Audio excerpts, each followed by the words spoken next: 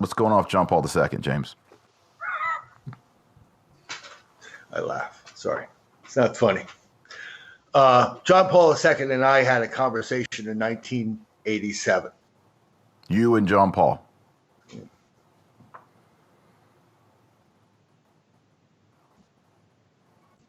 Okay. In Rome. So he gave me, I wanted to go see my father. My father was dying. And my father had massive heart attacks.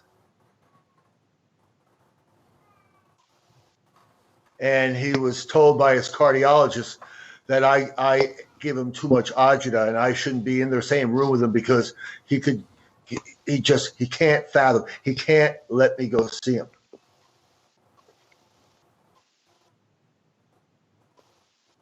And I wanted to. And my mother said, no, you can't go. So I told McCarrick, you got to get me in there, dude. You have to. Because he's going to believe you. He's not going to believe me. You have to. Because I'm going to Rome tomorrow. I'll be back in 10 days. I said, well, 10 days? I don't know if my father's going to be alive in 10 days. I got to do this right now. That's when he went first class and I was in coach.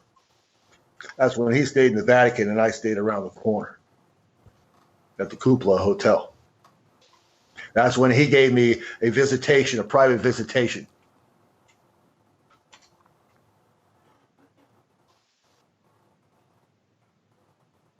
That's when I got a signed letter from him, from Pope John Paul II, to give my father, explaining to him exactly what I had just said to him and what he had just said to me. And it was a blessing, and it was a very powerful. This statement, I am shaken like a leaf,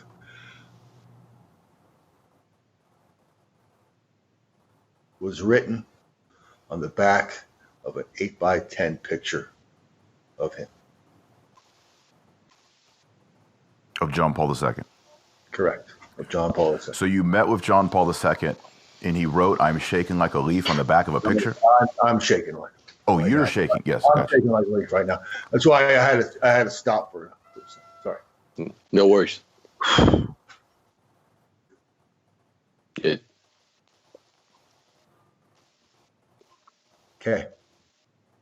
The very powerful moment is that I told him everything I know. He had a moment of quiet. Said he'd do something about it.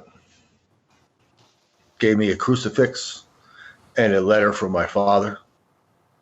Blessed me. We sat there in quiet meditation for 10 minutes, quietly praying for what we just went through. McCarrick says, that was long. You were in there for like 20 minutes. Well, we had to discuss a lot of things. Yeah, I bet. I don't believe. So, the Pope was pretty sick that day. His mind's not all there.